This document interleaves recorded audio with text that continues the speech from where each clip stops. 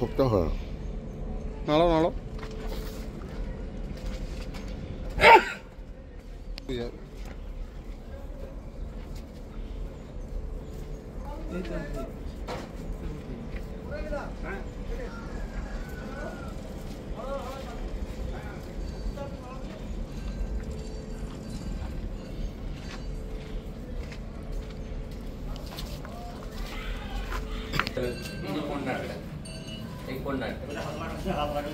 ওইটাই তো বলছি একটু হাত লাগ।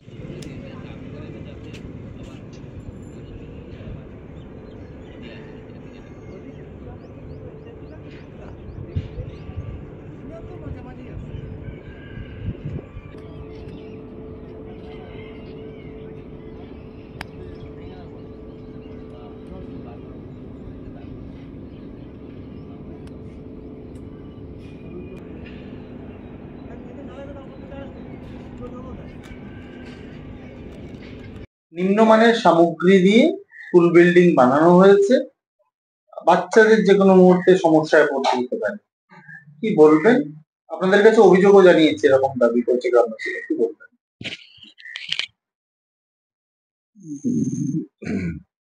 শালবনির কোনো অভিযোগপত্র আমার দপ্তরে এসে পৌঁছেছে বলে আমার মনে নেই। যদি এই ধরনের কোনো অভিযোগ গ্রামবাসীদের পক্ষ থেকে বা স্কুল পরিচালক সমিতির পক্ষ থেকে আসে, তাহলে আপনাদের কাছে যে কথাগুলো শুনলাম এটা খুবই উদ্বেগের। আমি নিশ্চিতভাবে আগামীকালই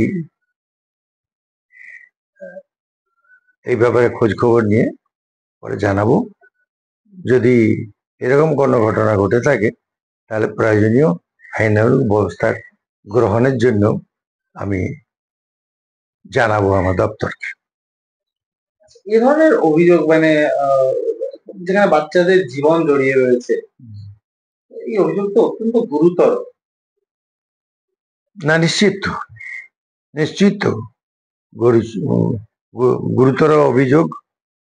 এই অভিযোগ যেহেতু গুরুতর, সেহেতু আমরা একে খুব দ্রুততার সঙ্গে দেখব, প্রয়োজনীয় পদক্ষেপ গ্রহণ করব। স্কুলের শিক্ষক অভিযোগ করছেন যে নতুন বিল্ডিং এর ছাদ থেকে কিন্তু চুয়ে জল পড়ছে, ছাদ থেকে জল লিক করছে। এরপরে কিন্তু দেখা গেছে যে এটা ছাদের উপরে নতুন ভাবে আবার নিউ লেয়ার বসানো হচ্ছে, আরেকটা লেয়ার, ছাদের উপরে আরেকটা লেয়ার দেওয়া হচ্ছে।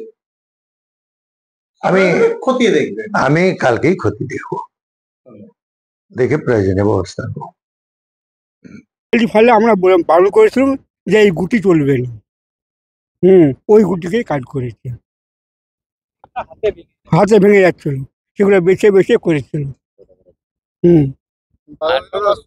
হ্যাঁ, না আমি বাধা দিয়েছিলাম, আমার কথা কিছু শুনেনি। হ্যাঁ, বলেছে চেঞ্জ করে দেবো, চেঞ্জ কিন্তু করেনি। কাজ করেছে, হ্যাঁ, দু একবার বলেছিলাম, আর শুনেন না, কি বলবো আর। এত নিম্নমানের সামগ্রী দিয়ে একটা স্কুলের মতো কাজ, যেখানে বাচ্চা বাচ্চা ছেলে মেয়েরা আসবে, মানে যে কোনো সময় তো একটা বড় করতে ঘটনা ঘটতে পারে, কিন্তু সে করেছে। তার ফলে আপনারা গ্রামবাসী হিসাবে কোথাও আতঙ্ক? গ্রামবাসী সব বারণ করেছি, সে শুনেনি, আমার কথা কে আর শুনবে? তার ফলে প্রশাসনের দ্বারস্থ হয়েছিল? হ্যাঁ, তখন প্রশাসনে বলেছিলাম একবার, কিছু ব্যবস্থা নেয়নি। আমার নাম প্রতাপ সাহা, জামবেদিয়া।